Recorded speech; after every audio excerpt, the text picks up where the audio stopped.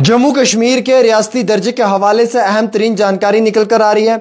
14 तारीख को जो अर्जी पेश की है सुप्रीम कोर्ट में, इस अर्जी पे समाअत हो सकती है, सुनवाई हो सकती है और 14 तारीख को यानी कि 14 अगस्त को जो अर्जी पेश की गई है इसके ऊपर जो है वो सुप्रीम कोर्ट की जानिब से कोई बड़ी बात भी रखी जा सकती है। मेरे अजीज दोस्तों, आपको मालूम है कि साल 2019 में धारा 370 को जम्मू कश्मीर से हटाया, उसके बाद जम्मू कश्मीर को यूनियन टेरिटरी बनाया, इवन कि जम्मू को कश्मीर से और कश्मीर को जम्मू से जुदा किया। और आज जम्मू कश्मीर जब यूटी बना हुआ है तो as a UT Jammu Kashmir को कंट्रोल जो है वो यूनियन गवर्नमेंट कर रही है, यहाँ की रियासत नहीं है। और रियासत ना होने की वजह से यहाँ पे कई सारे काम रुके पड़े हैं जिनमें काफ़ी ज़्यादा अड़चने और मुश्किलात देखने को मिल रही है। ताहम जम्मू कश्मीर रियासत थी और ये महाराजा हरि सिंह की एक प्रिंसली स्टेट थी जिसे तोड़कर दो हिस्सों में तकसीम कर दिया। आपने सुना होगा कि यूटी से यानी कि यूनियन टेरिटरी से स्टेट बनती है, लेकिन ये पहली बदनसीब स्टेट है जिसे यूनियन टेरिटरी बनाया गया। और उसके बाद यहाँ का स्टेट सब्जेक्ट जो है वो चेंज होकर डोमिसाइल में आया। उसके बाद कई सारे और भी कानून में तरमीम की, अमेंडमेंट्स हुई और बिलाखिर जो है वो जम्मू कश्मीर काफ़ी ज़्यादा जो है वो मुश्किलात में आ चुका था। और आज जम्मू कश्मीर के लोगों के लिए एक बड़ी खबर है, 14 अगस्त को जो अर्जी पेश की है इस पर समाअत हो सकती है। जम्मू कश्मीर के एक बड़े बेहतरीन एडवोकेट हैं ज़हूर जी, उनकी जानिब से भी जो है वो सुप्रीम कोर्ट के अंदर इस चीज़ को लेकर काफ़ी बड़े पैमाने के ऊपर बात रखी थी और उसी चीज़ को मद्देनज़र रखते हुए कई सारी दलीलें पेश की गई थी। हालांकि पहले 8 अगस्त का समय दिया था, लेकिन 8 अगस्त पे कोई बातचीत, कोई समाअत ना हुई और फिर 14 अगस्त को अब इस पर कोई बड़ी सुनवाई या हम यूं कहें कि कोई बड़ी बातचीत हलचल हो सकता है। वैसे यूनियन गवर्नमेंट ऑफ इंडिया ने भी स्टेट के दर्जे को लेकर चलते हुए जो पुरानी फाइल से उन्हें खंगालना शुरू कर दिया है। तफसीलात में ये निकल कर आ रहा है कि कुछ बड़े फैसले ज़रूर लिए जाएंगे। 15 अगस्त के बाद शायद जम्मू कश्मीर की जो बिजनेस रूल फाइल है इस पर साइन हो सकता है और जम्मू कश्मीर की हुकूमत में बैठे हुए उमर अब्दुल्ला वज़ीर आला को कुछ ताकतें और भी दी जा सकती हैं। ताहम ज़राए से जानकारी के मुताबिक ये इतला भी निकल कर आ रही है कि जम्मू कश्मीर को रियासत का दर्जा बहुत जल्द मिलना चाहिए था और बहुत पहले, क्योंकि जिस तरीके से मोदी सरकार ने यह कहा था कि पहले डीलिमिटेशन, फिर इलेक्शन और फिर स्टेटहुड, तो डीलिमिटेशन हुई, डीलिमिटेशन के अंदर भी तोड़ फोड़ हुई, एक कॉन्स्टिट्यूंसी को दूसरी कॉन्स्टिट्यूंसी के साथ जोड़ दिया, ना पाँव और ना सर। उसके बाद मुश्किलात वहाँ के विधायक यानी कि MLAs को हुई।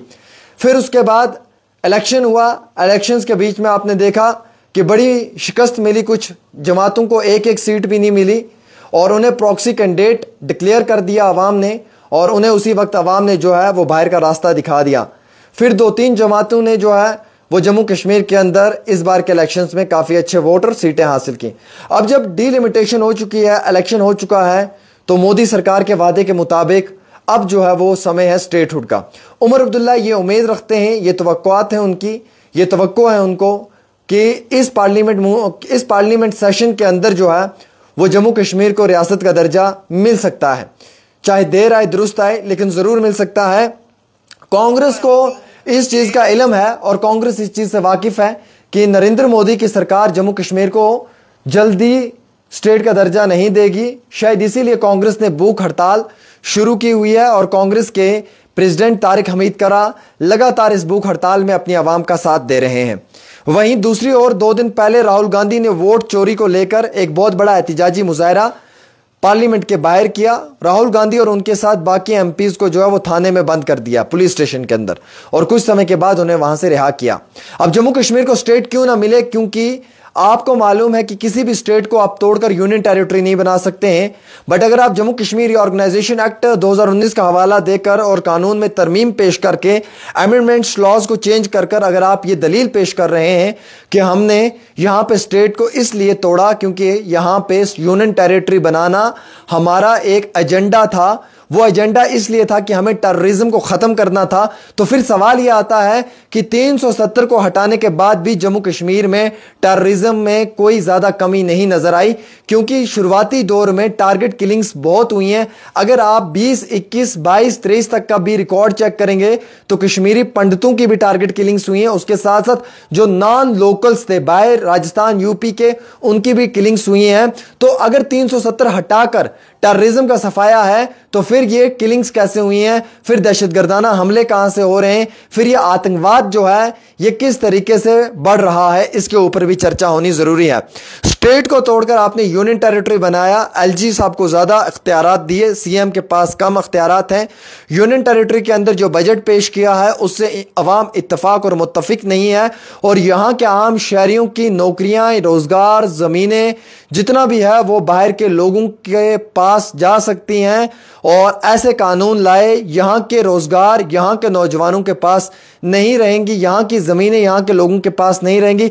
यह बड़ा सवाल है। जब यह सवाल खड़ा किया तो अपोजिशन ने जवाब दिया इसके ऊपर, यानी कि यह सवाल यहां की मरकज के अंदर जो कुछ पार्टियां उन्होंने जब खड़ा किया तो फिर बीजेपी ने जवाब दिया कि जनाब अगर जम्मू कश्मीर का आम शहरी न्यू दिल्ली, मुंबई में जाकर जमीन लेकर रह सकता है तो फिर वहां का आम शहरी यहां पे क्यों नहीं रह सकता है। तो फिर हवाला दिया कि हिमाचल के साथ साथ बाकी और ऐसी स्टेट्स हैं जहां पे आज भी परमिट लेकर जाना पड़ता है, बगैर परमिट के आप वहां पे नहीं जा सकते हैं। और कई सारी ऐसी राज्य हैं जहां पे 371 लागू है, आप जमीन नहीं खरीद सकते हैं। और कई सारी ऐसी रियासतें हैं जो ड्राई स्टेट्स हैं जहां पे शराब पे पाबंदी है, लेकिन फिर जम्मू कश्मीर में शराब की इतनी फैक्ट्रीज क्यों खुल रही हैं।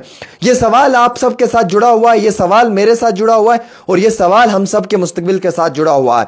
स्टेट को तोड़ना बहुत बड़ा मेजर इशू रहा, और स्टेट को अगर आप तोड़ रहे हैं और आप यूनियन टेरिटरी में उसको तकसीम कर रहे हैं दो हिस्सों में और उसकी बाइफिकेशन कर रहे हैं जम्मू और कश्मीर में, तो कई बड़े अहम तरीन सवाल जरूर खड़े होंगे। मेरे अजीज दोस्तों, पिछले दिनों में कुछ सोशल मीडिया पे शगुफे छोड़ दिए कुछ लोगों ने कि जम्मू को स्टेट और कश्मीर को यूनियन टेरिटरी बना रहे हैं।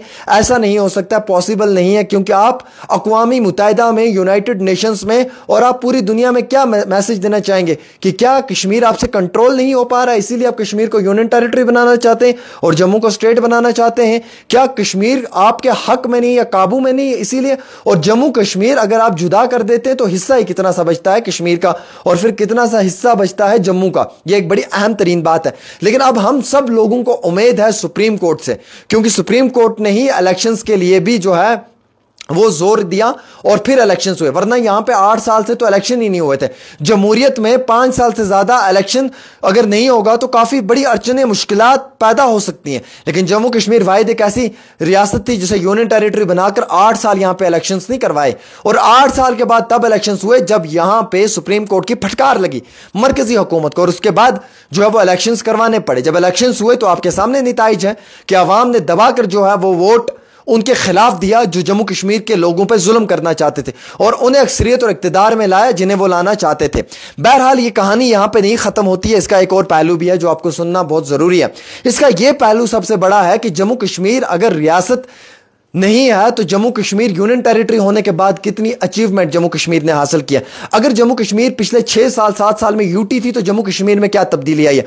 मेरे अजीज दोस्तों, जम्मू कश्मीर में तब्दीली एक आई है कि यहां पे स्कैम्स बहुत हुए, रोजगार के स्कैम्स हुए, जॉब स्कैम्स हुए, नौकरियों के नाम पे घोटाले हुए, पेपर कैंसिल हुए, चिट्टा, ड्रग, शराब बहुत बिकी यहां पे, और क्राइम बहुत बड़ा, रेप बहुत हुए, और उसके साथ साथ इवन दो की सबसे बड़ी बात यह कि पिछले 7-8 सालों में नौजवान ने सुसाइड भी बहुत किए, और काज यह बताया जा रहा था कि उन्हें रोजगार नहीं मिल पा रहा है।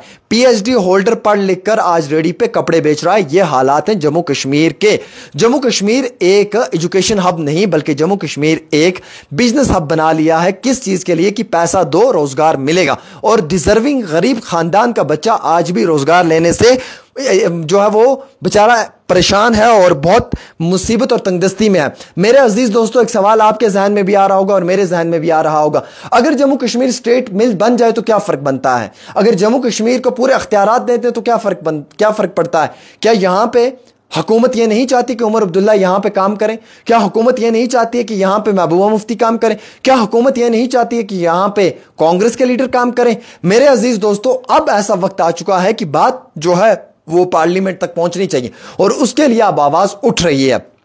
14 तारीख को जो है वो एक बहुत बड़ी समाअत होगी स्टेट के दर्जे को लेकर और यह होनी भी चाहिए। यह आप मेरे और हम सब लोगों के परिवार के साथ जुड़ा हुआ बात और इत्तेफाक रखने वाली वो कहानी है जिसे हम एक पल के लिए झूठी तो क्या तसव्वुर कर सकते हैं, लेकिन अगले पल में हमें सदाकत हकीकत की बुनियाद पे उसे जो है वो आंखें बंद करके कबूल करना होगा। क्या आप ये नहीं मानते हैं कि जम्मू कश्मीर इस समय जो है वो बहुत मुश्किलात के अंदर है और जम्मू कश्मीर के अंदर परेशानी काफी बड़े पैमाने पर है और अगर ऐसे ही हालात रहे तो अजीज दोस्तों जम्मू कश्मीर बहुत ज्यादा जो है वो गुर्बत का शिकार हो जाएगी और यहां पे पैसा खत्म हो जाएगा, क्राइम बहुत बढ़ते हुए नजर आएगा और जिसकी तस्वीरें आज भी आपको कई जगहों पे नजर आ रही हैं चोरी और डकैती की वारदातों में। एक छोटी सी रिपोर्ट है, आप खबर को शेयर करें। अगर आप इत्तेफाक रखते हैं आमिर सुहेल से और आमिर सुहेल के न्यूज चैनल से तो यहां पे एक फॉलो का बटन होगा, उसे दबा दें और वीडियो को शेयर कर दें।